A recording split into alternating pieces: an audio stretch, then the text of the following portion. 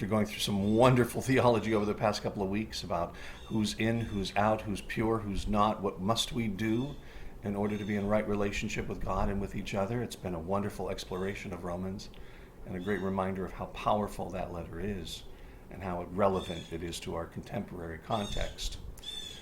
I also really love the wrestling of Jacob. It's a great scene, it's a great image. It's one that reminds me a lot of Angels in America, Tony Kushner's epic play from the 1990s about the AIDS crisis. And in this particular play, a man wrestles with an angel, a man wrestles with God, a woman wrestles with an angel, and they all say, "Please bless me. Just bless me." Maybe if they realized they were blessed already, it would have been a shorter play than the 7 hours that it was in running time, but that's not the point. The point is we all do wish and want to be blessed. We all wish and want to be in Christ's presence and to know Christ's love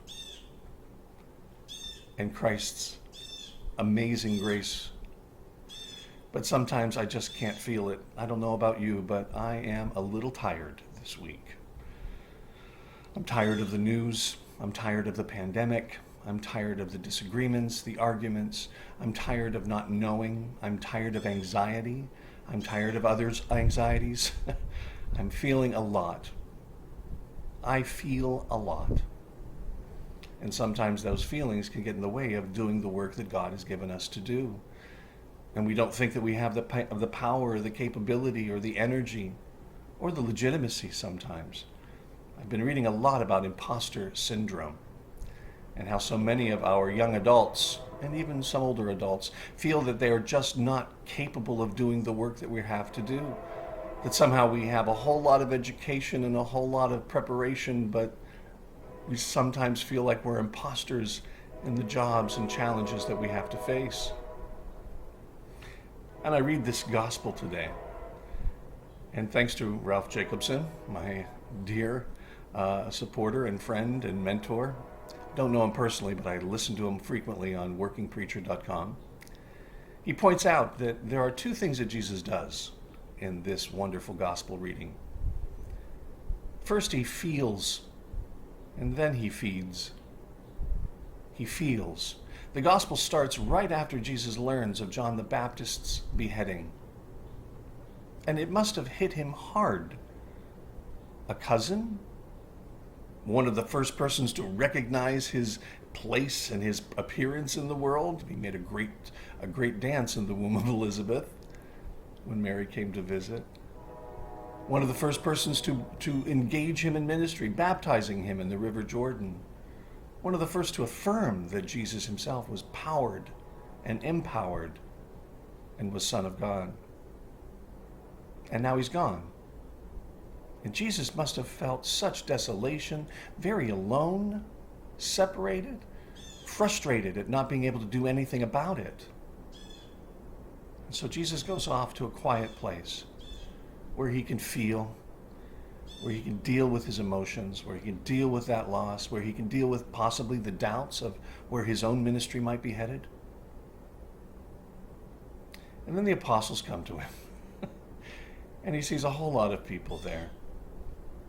And they want to hear from him, and they want to know from him. And it's the end of the day, and it's really time for them to go home. Because how could they possibly be fed there? And Jesus says, let's take what you got. 5 loaves, 2 fishes. 5 loaves, 2 fishes. It seems like that's all that's there.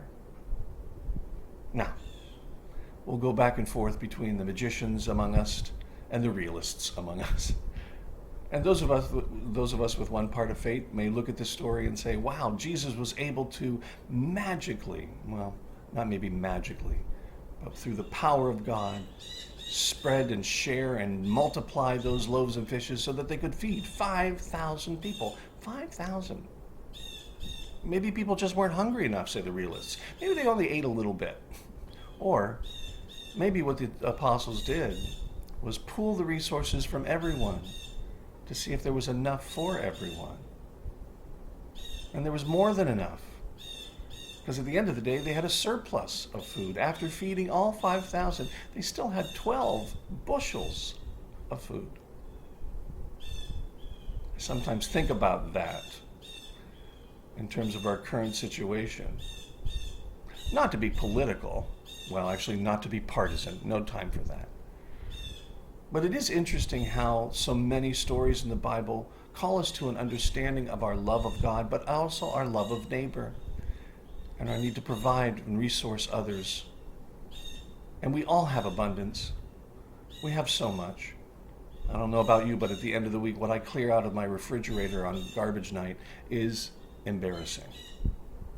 The things that I throw out.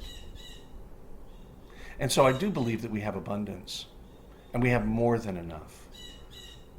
And it scares me, frustrates me, angers me sometimes to read or to notice in the news that while our poverty rate might not be as high, our hunger rate in our country and our communities is very high.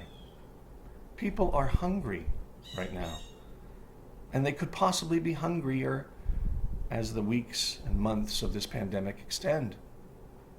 We at St. Stephen's have been doing things like our egg drive in order to provide food through the Fairview Food Pantry. Many churches, many organizations are doing the same.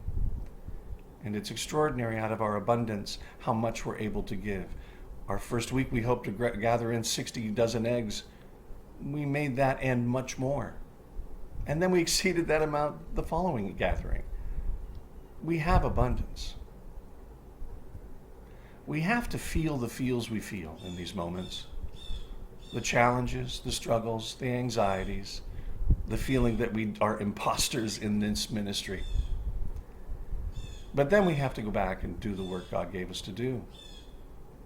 My graduate advisor always said that if you feel frustrated, if you feel anxious, if you feel overloaded and overwhelmed by things, go to the bathroom, wash your hands, get over it. Feel the feels. Then turn the page and do the work. Feed God's people. Feel, but feed. Amen.